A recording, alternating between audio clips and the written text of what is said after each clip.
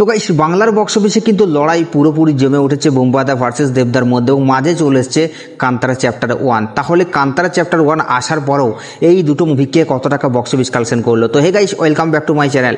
আমি আছি আপনাদের সঙ্গে মিঠুন আর আপনি দেখছেন আমার ইউটিউব চ্যানেল এমবি স্টুডিও।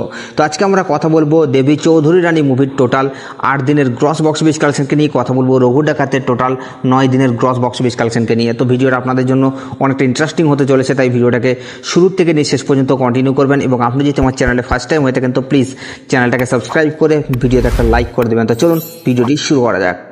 তো গাইস ফার্স্ট আমরা যে মুভিটাকে নিয়ে কথা বলবো সেটাকে নিয়ে আপনাদেরকে নতুন করে বলার কিছু নেই। আপনারা জানেন রিসেন্টলি টাইমে যে মুভিটা রঘু ডাকাতকে জোর কদমে টক্কর দিচ্ছে সেটা হলো বোমবাদার মুভি দেবী চৌধুরী রানী।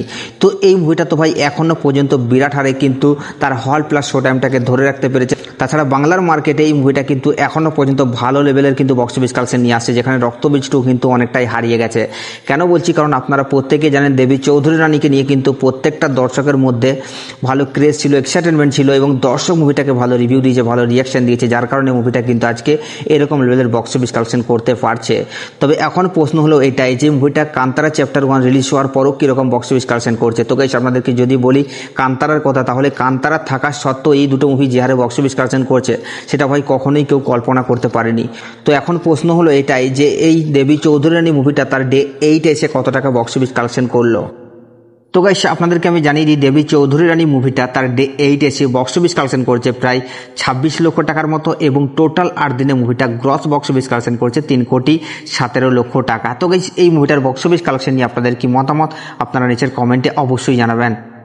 তো গাইস এরপর আমরা যে মুভিটাকে নিয়ে কথা বলবো সেটা হচ্ছে রঘু ডাকাত মুভিটাকে নিয়ে। তো রঘু ডাকাত মুভিটা তো ইতিমধ্যেই বাংলার বক্স অফিসে ঝড় তুলে রেখেছে।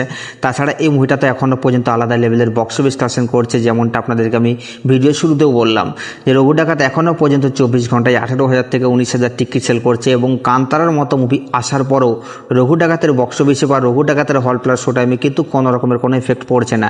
এবং আমরা যখনই দেখেছি দেবদার সাথে কোনো রকমের কোনো সাউথ ইন্ডিয়ান বলিউড মুভি আসে তারা কিন্তু সহজে পেরে উঠতে পারে না। তো বাংলার বক্স অফিসের দাপটটা সবসময় দেবদাই দেখায়। তো এখন প্রশ্ন হলো এটাই যে এই রঘু ডাকাত মুভিটা তার ডে 9 এসে কত টাকা বক্স অফিস কালেকশন করেছে। তো গাইস আপনাদেরকে আমি জানিয়ে দিই রঘু ডাকাত মুভিটা তার ডে 9 এসে বক্স অফিস কালেকশন করেছে প্রায় 98 লক্ষ টাকার মতো এবং টোটাল মুভিটা 9 দিনে গ্রস বক্স অফিস কালেকশন করেছে 11,03,00,000 টাকা।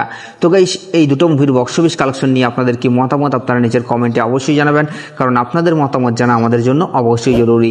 আর এই সাবস্ক্রাইব করে দাও নেক্সট ভিডিওর জন্য।